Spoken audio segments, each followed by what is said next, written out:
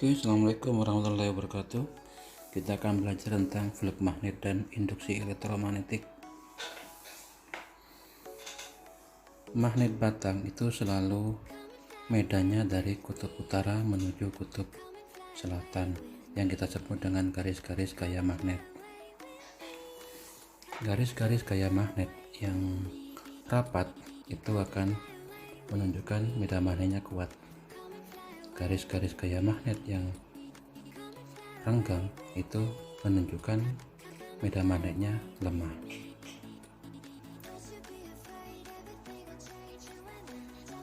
Jadi yang menemukan flux magnet dan induksi elektromagnetik yaitu Michael Faraday. Flux magnet itu didefinisikan banyaknya garis gaya magnet yang menembus suatu bidang permukaan, kita sebut dengan flux. Perhatikan ilustrasi berikut. Jadi ada garis-garis gaya magnet, itu di depannya ada permukaan, kemudian akan ditembus oleh garis-garis medan.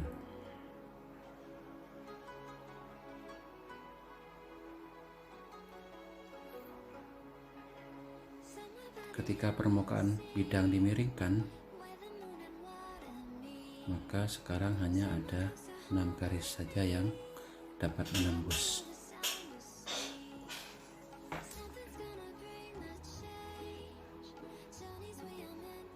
Ketika permukaan kita buat sejajar, maka tidak ada garis gaya yang menembus permukaan. Artinya flux magnetnya bernilai 0.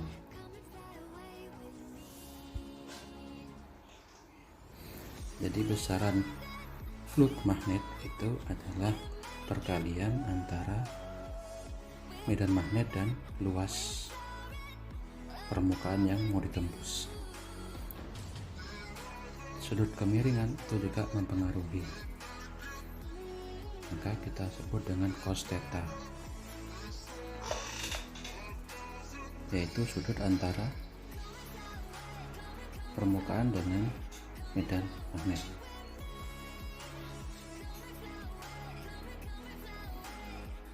Untuk memahami konsep ini, kalian lihat penyelesaian soal.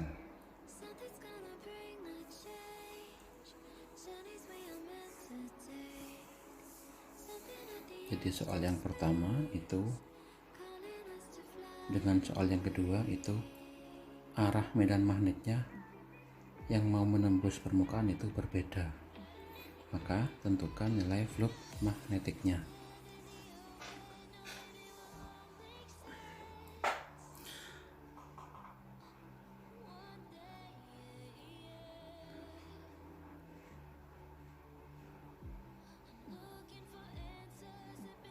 Kita ketahui nilai-nilainya, nilai medan magnetnya, kemudian luas permukaannya,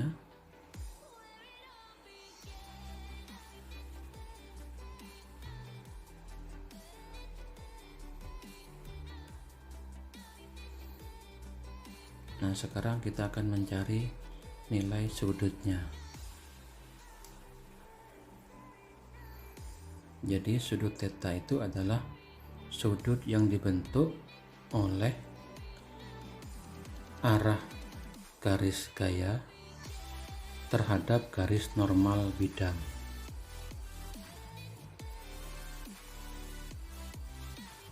Jadi garis normal bidang itu adalah garis yang tegak lurus dengan bidang, sehingga kita dapatkan sudut dari soal nomor 1 dan nomor 2 adalah 60 derajat dan 30 derajat. Oke, marilah kita lihat perhitungannya.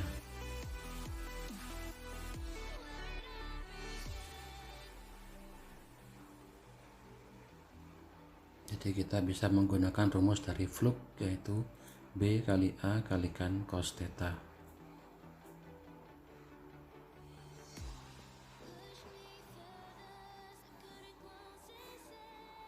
Sehingga didapatkan untuk soal yang A itu fluxnya adalah 1,73 kali 10⁻⁴ Weber. Kemudian untuk kondisi nomor 2 atau soal nomor 2 itu adalah fluxnya adalah sekitar 1 kali 10⁻⁴ Weber. Oke, kita lanjut dengan induksi elektromagnetik.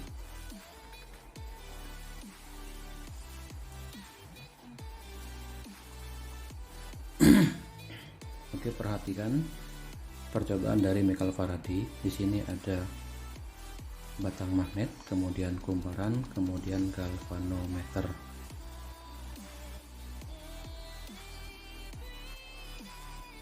Nah, pada percobaan medan magnet digerakkan menuju kumparan sehingga jarum galvanometer menyimpang ke kanan.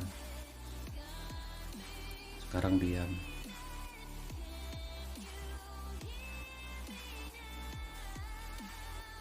Ketika digerakkan kembali, maka jarum galvanometer menyimpang ke kiri, kemudian diam. Nah, ini yang kita sebut dengan peristiwa induksi elektromagnetik, yaitu gejala timbulnya arus listrik induksi pada suatu penghantar apabila terjadi perubahan jumlah garis-garis gaya magnet yang menembus kumparan. Nah, berikut adalah cara-cara menimbulkan GGL induksi. Yang pertama, menggerakkan batang magnet keluar masuk pada kumparan.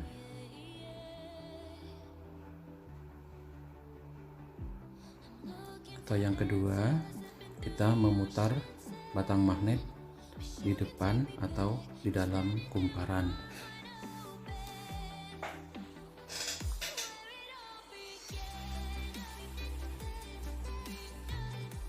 Nah, syaratnya ini adalah terjadi peristiwa perubahan flux magnet yang menembus suatu kumparan.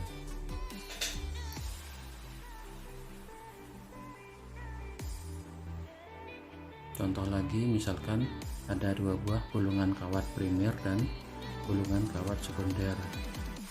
Nah, yang primer kita beri arus, kemudian arusnya dimatikan atau kita putus, sehingga jarum galvanometer juga bisa menyimpang ke kanan, kemudian ke kiri lagi.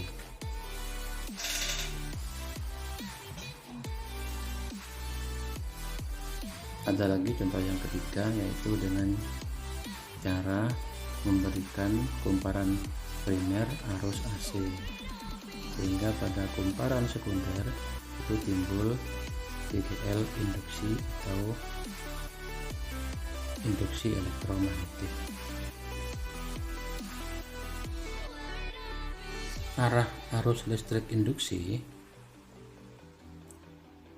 itu kita menggunakan hukum Lenz, yaitu arah arus listrik induksi sedemikian rupa melawan perubahan flux magnet yang ditimbulkan. Jadi ketika kita masukkan kutub utara magnet, kemudian kita tarik, maka terjadi arah arus yang berbeda. Nah, coba kita lihat, perhatikan lagi. Kutub utara magnet bergerak mendekati kumparan. Kita masukkan. Nah, maka arus induksi yang terjadi adalah arahnya ke atas, sehingga jarum kompasnya tadi, jarum galvanometernya menyimpang ke kanan.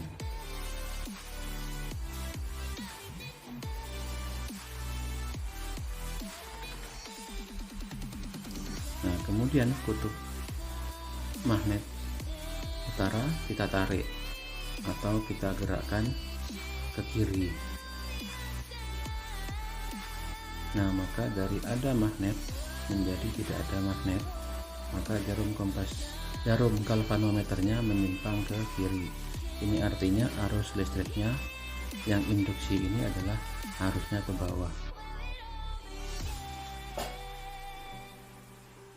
Berikut adalah faktor-faktor yang mempengaruhi besar GGL induksi.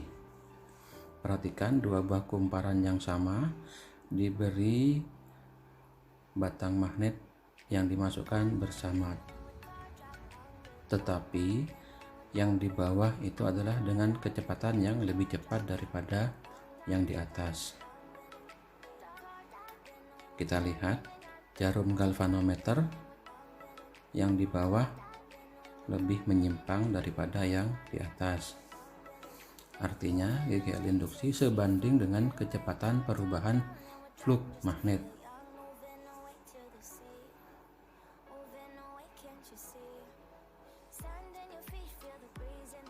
atau flux atau GGL induksi itu sebanding dengan delta flux per delta T. Yang berikut adalah faktor yang mempengaruhi GGL lagi. Nah, kita lihat sekarang batang magnetnya sama, kita gerakkan bersamaan secara bersama. Nah, tetapi jumlah lilitan yang di bawah itu lebih banyak, sehingga jarum galvanometer juga lebih menyimpang. Artinya arus induksinya lebih besar, sehingga kita simpulkan juga GGL induksi sebanding dengan jumlah lilitan kawat. Artinya GGL induksi sebanding dengan N.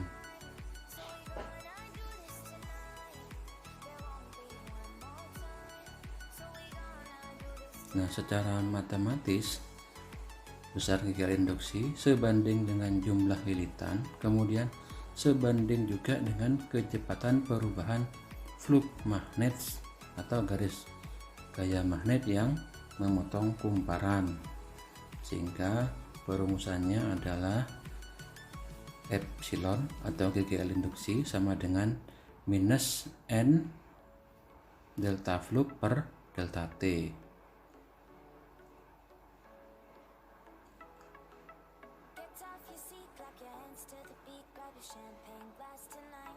Kita lihat contoh soal.